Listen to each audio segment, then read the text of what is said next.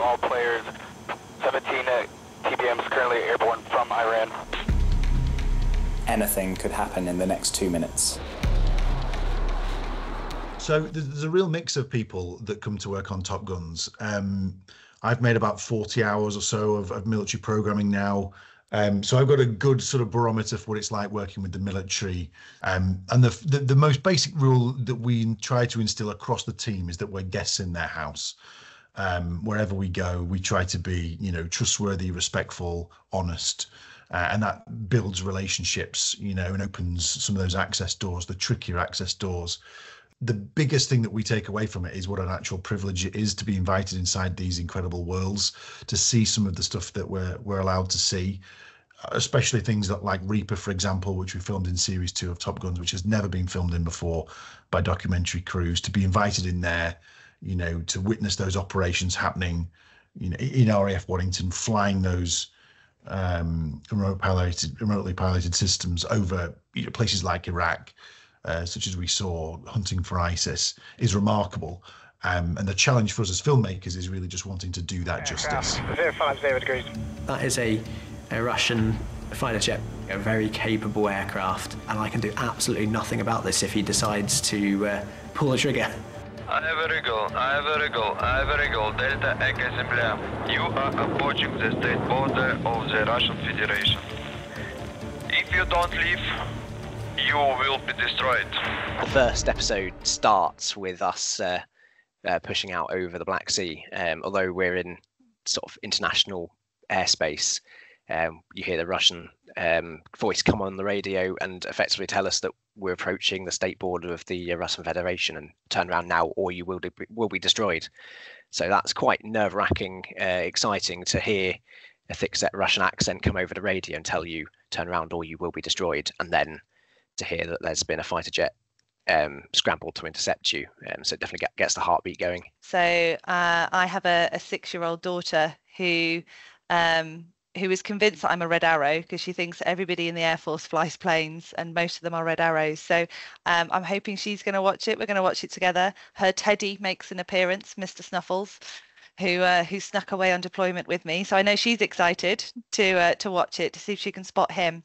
But yeah, I think there's generally a lot of interest in just that other part of your life that maybe friends and family don't always see. I think it's always interesting, isn't it, when you find out a little bit more about what a person does for a living and what goes on when they're not at home being mum or, sitting with a glass of wine chatting about life generally. So hopefully there'll be a few people interested. We were going out there to film NATO air policing, in and around the Black Sea.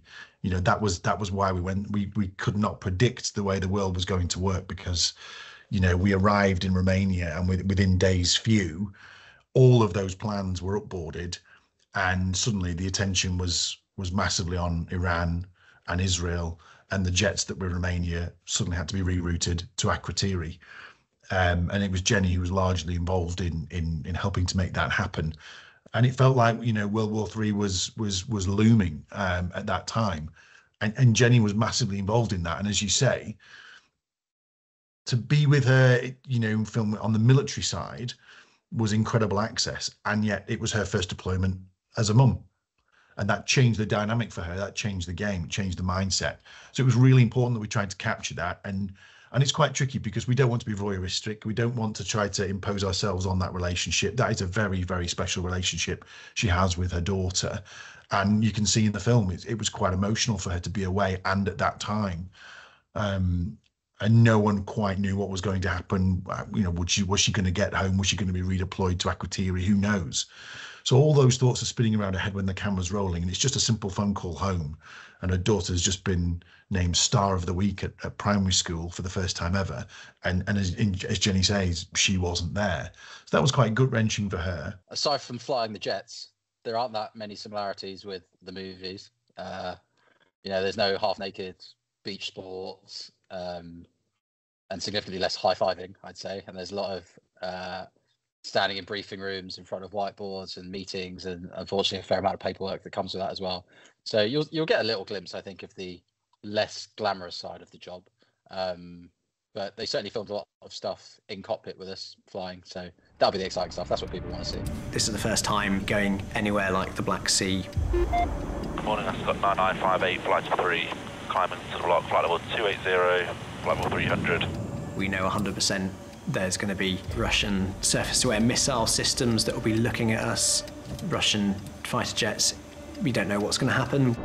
Obviously, there's limitations on some of the more classified stuff they can show, but certainly for me, some of the things they were filming, the operations, particularly the op shader mission, was my first op shader mission, so it was all a little bit new to me. Obviously, I've been in the RAF for 9.5 years, flying for most of that, so flying an aeroplane is not new, but actually going over Iraq and Syria for the first time.